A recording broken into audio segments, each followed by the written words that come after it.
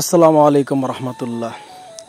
আজকের কাজের উদ্দেশ্যে চলে আসলাম করিমপুর করিম বক্স ভুইয়া নুরানি হাফিজি মাদ্রাসা একটি ওয়ালের সাইটে আর্ট করার জন্য। মূলত আরেকটি সাইনবোর্ড আর্ট করার জন্য গেছি। যাওয়ার পর হুজুর বলতেছে, ভাই আমাদের মাদ্রাসার গেটের ফেস ছোট্ট করে এটি আর্ট করে দিয়ে যান। তারপর তাদের অনুরোধে আমি টেবিলটি নিয়ে গুছিয়ে কাজ শুরু করে দিলাম।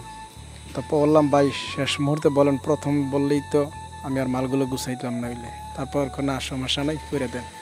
তো আমি মাদ্রাসা ছাত্র, তো মাদ্রাসার কোনো অনুরোধ নিজে ফেলাতে পারি না। তাদের অনুরোধে তাদের কাজগুলো হাতে নিলাম, এমনকি শেষ মুহূর্তে কাজটি করা শুরু করলাম।